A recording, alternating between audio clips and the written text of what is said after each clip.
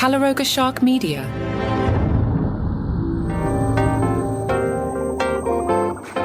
Hey there, I'm Johnny Mac with your daily comedy news, a daily briefing on stand-up comedy comedians and the comedy industry. Yes, that is a sentence you say when trying to train the Spotify transcription algorithm.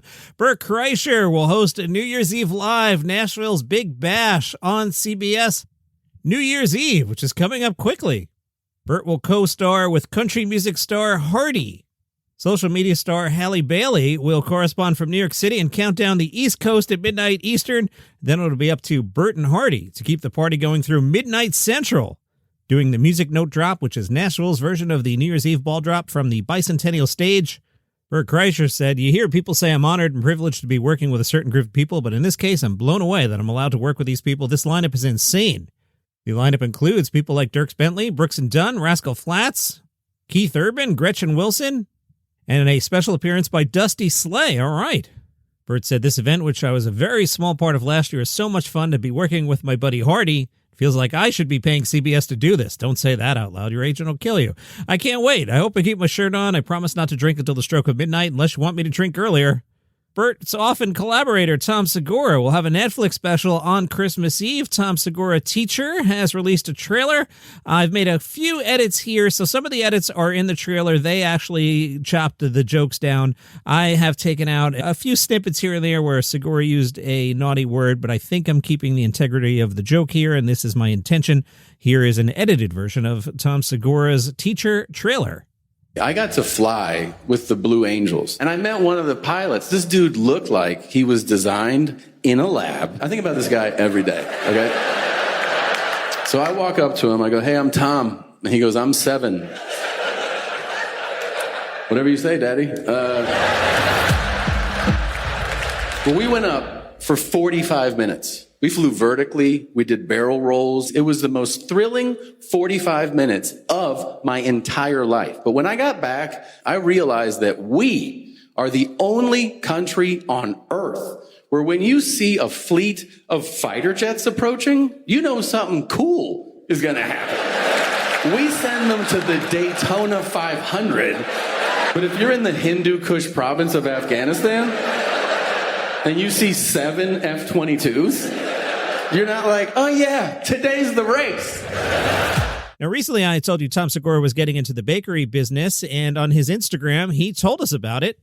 As you may know, I love croissants. And so I tapped my absolute favorite baker in the world to open a place here in Austin, Texas. We have a pop-up. It's at the fairgrounds in downtown Austin. Has all kinds of food options, but I want you to see what we got here. Plain raisin, blueberry ricotta, pear ricotta, of course the famous pan de chocolate, fresh baked focaccia with onions, tomatoes, olive-based one. We have pizza with prosciutto, ham. Of course you can get a coffee, an espresso, savory, sweet, whatever you want. We have it here at Ciccio Bomba, which means little fat ass in Italian.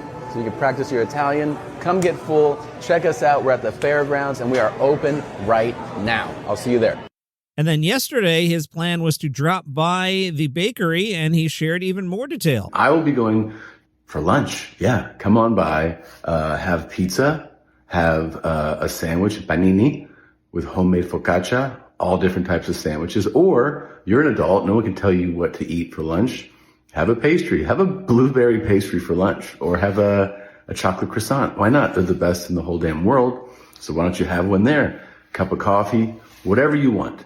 Out today on Hulu, Kumail Nanjiani's Night Thoughts. Some people say it's the best special of the year. I wish I could give you an opinion on it, but no one at Hulu will get back to me one way or the other. They don't even say you're stupid, no one listens to your podcast, which would be a fine answer. But I go through the front door, the back door, the email door, the LinkedIn door, nothing. So is it good? I don't know. I'm going to watch the Knicks tonight. Vulture had it as the best special of the year, which based on the trailer sounds like maybe somebody had some crack. I'm not accusing anyone at Vulture of being on crack. I'm saying it sounds like someone may have had some crack. But again, haven't seen it. Wish I could tell you. Less facetiously, I was thinking about it too. I think Kumail Nanjiani has goofed up his comedic persona because he always did that beta thing, and his old comedy album is called Beta Male. And he always did that delivery, and then he came out as the buff guy in whatever that Marvel movie was. The Eternals? Is that what it's called? I want to say The Incredibles. It's not The Incredibles. The Eternals? The one where he buffed up. And he kind of got away from the beta persona, but then in his comedy act, he drops back into the beta persona, which I understand. And I've explained, Larry the Cable Guy does an affected voice, Sebastian does an affected voice. I'm doing an affected voice right now. If you listen to the episodes I dropped this week about Rob Reiner, you may have noticed I deliberately used a different, more serious delivery as opposed to this sing-song thing I do for Daily Comedy News. But when I watch Kumail now doing comedy, I'm like, but aren't you the Eternals guy? It's very confusing. Survivor 50 is coming out. Now, I missed the early days of Survivor, specifically the first 2 seasons. In the first season, spoilers, you had 25 years, they would actually eat rats. And then in season 2, they were like not eating enough and the guy fell face first into the fire. And then after that, anytime on Survivor, now it's like, oh, Jeff's here with some rice. But those early days were fantastic. Anyway, Survivor 50 is coming out. My friend Pat was like, do you want to be in the Survivor pool again? I used to be in the Survivor pool. I'm like, all right, for Survivor 50, I'll be in the pool. And Jimmy Fallon will have something to do with Survivor 50. Back in February, Jimmy Fallon had Jeff Probst on The Tonight Show to tease a season that was, quote, putting things in the hands of fans. Fallon surveyed the audience. Most people wanted Jeff to appear as a contestant in season 50. Probst asked the audience, if I were to appear on Survivor in some fashion, should Jimmy host? Of course, the Tonight Show audience liked that idea. Jeff struck out his hand and they shook on the agreement. Fallon said, I don't know what it means. Am I on Survivor? What happened? Well, in the new trailer, one of the contestants says something along the lines of, perhaps Jimmy Fallon is deciding my fate here. So who even knows? Jeff Probst has previously revealed it was Jimmy Fallon who first pitched the idea of season 31 Survivor Second Chance. And in season 39, Jimmy Fallon came up with the idea to bring back 2 former contestants as coaches. So who knows? Maybe Jeff briefly enters the contest and Jimmy Fallon hosts for a couple minutes. Anyway, I'll be watching Survivor Season 50. And don't forget, Comedy Survivor, a legally distinct parody, comes to Daily Comedy News January 5th. We'll be playing that in the Facebook group. Feel encouraged to join us, Daily Comedy News podcast group, and I will do Comedy Survivor probably as bonus episodes on Monday starting on January 5th. More Amy Schumer gossip. Hey, Amy, you live in the press, you get roasted by the press. From Jezebel, they noticed that Amy Schumer has deleted her nonchalant Instagram. You know, the one where she was like, blah, blah, blah, we're getting divorced, that one? She's taken it down. On Tuesday night, Amy posted a sketch from Inside Amy Schumer. The sketch is goofing on Hallmark movies where a big city career girl is coming home and falling in love with a hometown guy. Jezebel adds, all her famous friends celebrated her divorce announcements. Maybe somebody sent her a note from Jezebel on Monday, in which Nora Biet Timmons wrote, I disagree with Schumer's famous friends. I think this is one of the most annoying breakup announcements since consciously uncoupling, but whatever. Jezebel continues that Page 6 reported this week that the former couple's main priority is co-parenting their 6-year-old son, Gene. Amy wants Chris to stick around for Gene. If she contemplates another comedy tour at any point in the future, she wants Chris to be the one looking after Gene and ideally be willing to travel with her. She just never wants to be romantically involved with him again. Don't know what's going on there. It's all kinds of curious. The Hollywood Reporter spoke to Robbie Hoffman about cancel culture. I was talking to one of the trivia guys about Robbie Hoffman just the other night. By the way, my team finished 3rd. Got some plastic sunglasses. Had a good time. Also tried the Christmas Stout. Very tasty. Robbie Hoffman told the Hollywood Reporter, first of all, anyone can do anything. I hate when comedians say you're not allowed to talk about nothing. Hey, you're allowed to talk about whatever you want. So can anybody else. You can talk about what you want, but somebody might have a response to that. The subject at hand is an AIDS joke in Robbie Hoffman's new special. Robbie said, I think AIDS became funny again when it became chronic. The Holocaust during the Holocaust is not funny. AIDS in the 80s is not funny. AIDS now is oopsie. You know what I mean? The education is out there. It's like smoking at this point. And by the way, I still like a cigarette. The Hollywood Reporter said they were surprised to see a warning in the special that it contained smoking. When it's just a throwaway moment of you tossing a cigarette or something, Robbie said, yeah, I think it was my vape. I can't believe there's a warning. But you also got a rough cut, so I don't know what warnings they slapped on it. I hope they remove all that. It's for kids, guys. It's for the whole family. The Hollywood Reporter talked about her profile going up when she did Hacks. Robbie said, not to name drop. Sarah Silverman said I was a telephone star or something like that. I asked her what it meant, and she said it was something like when all the agents are talking about you. They're picking up the phone, so it's been that kind of experience. I've been slow and steady wins the race. I'm thrilled to be here. People are like, you have a Netflix special. Can you believe it? And I kind of can. I thought there was something here. We also learned that Robbie Hoffman is on Steve Carell's new show. She said, the whole time I'm on set, my brother's going, did you tell him about The Office? What would I tell him about The Office? He knows about The Office. He's the guy. And by the way, I did. By the end of it, I said, hey, my brother and I, we thought you did a great job on The Office.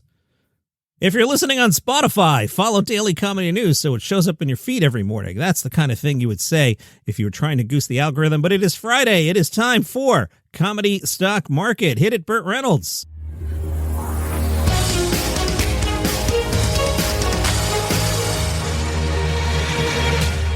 Comedy Stock Market. I don't want to force this segment. I don't have a lot for you this week, so I don't want to just make a long list because I invented this segment and I have to do something. And as I point out every week, this is not a statement of somebody's good or bad. It's where their value is right now. If we were making money off all this, where's the value? I think we should keep accumulating Robbie Hoffman stock. I mean, if you're talking to a trivia guy about it, then you know Robbie Hoffman is in the mainstream now. So let's accumulate some more Robbie Hoffman stock. And I kept thinking about yesterday's gossip story about Amy Schumer and Nikki Glaser. And let me put it to you this way. Whose career do you like more right now? If you had to bet on the future, are you taking Amy Schumer's future right now or Nikki Glaser's future? And I think that's pretty clear. You're taking Nikki Glaser, right? So let's sell Amy, buy Nikki. Also out of today's news, Tom Segura, that special, that'll probably do well. The trailer is pretty good. Tom Segura had a good year. Let's buy a little Tom Segura. And here's one, and you don't even know why yet because you didn't hear the next story, but I have the script and you don't. Let's buy some Pete Correale. Correale's been opening for Sebastian Maniscalco. That has had to have upped his visibility. That means he's around the right agents. And I've known Pete for 20 years. He was the co-host on Jim Brewer's show, The Gator. He hates being called that, but it was the best nickname ever. Why? Because he has big teeth and he's going to bite you, meaning if you're in a room with him, he's going to slam you with a good joke and just kill you like an alligator would. So Pete Correale, The Gator. Let's buy some Gator, buy some Segura, buy some Robbie Hoffman. We'll sell Amy Schumer. We'll buy some Nikki Glaser. She's hosting the Golden Globes, which one time was hosted by Joe Coy, but I don't have time for that today. That's your comedy stock market on this Friday. Speaking of Pete Correale, he will be one of the headliners at the 2026 Aspen Laugh Festival. See, I told you I had information you didn't have because I have the scripts. The Aspen Laugh Festival, March 11th through the 15th at the Wheeler Opera House. I've seen comedy shows in that very building. Very good. I want to tell you, I saw Mulaney there a zillion years ago. Maybe I'm making that up. Because if you've listened to it, you always hear me say, okay, we'll grab dinner and a couple beers and then go to the show. So who even knows who I saw? I can't tell you I saw Dave Chappelle at one of the Aspen Comedy Festivals back when it was Just for Laughs Aspen or whatever they called it back in the day. I digress. This year's Aspen Laugh Festival, Pete Correale, Angela Johnson-Reyes, Ali Sadiq, Josh Johnson, Eliza Schlesinger, and Daniel Tosh. That's a pretty good lineup. And when I saw Tosh's name, I'm like, have I even mentioned Tosh once in 2025? Where's he been? Maybe he took a year off, but I don't recall talking about him, maybe once or twice, but not a lot. Where's Daniel Tosh been? Met him once. Not the most warm and fuzzy guy. I'll put it there. Mike Harrington is the Wheeler Opera House executive director, and he says this is just the first announcement of programming for the 26th festival. In January, we'll be announcing more performers. Very interesting. Okay. Nice job by Nashville comedian John Christ. They stopped by the Academy Sports Store and they purchased nearly every bike in the store. They loaded them up and brought them over to the Davidson County Sheriff's Office. Why? For the Last Minute Toy Store, which is hosted by the Sheriff's Office. Chris said, we've been so blessed by this community and the people of Nashville. I wonder what we could do to make sure every kid in Nashville has the opportunity to get a bike. So we loaded up the trucks and we came down here to the Academy Sports Place. And we said, give us all your bikes, as many bikes as you got. The Last Minute Toy Store is open today and tomorrow from 10 to 4. You can find out more about those folks at lastminutetoystore.com. And that is your comedy news for today. I just bounced a Jimmy Carr story because I'm like, I got to save some stuff. Now, tomorrow in this program, I don't know. Do you? I'm hoping there's some news that I could do. Otherwise, I'll dust off. I've got a couple lists that I haven't gotten to. So I'm not really sure what's happening tomorrow. Perhaps a leftover Jimmy Carr story. Who knows? I mean, we're within a week of Christmas. I'm surprised the news has been this strong. But as always, I will have episodes Saturday and Sunday. I've got a Zinnemann article that I've been sitting on to get to. So come back tomorrow and find out what I handed in as the homework. See you then.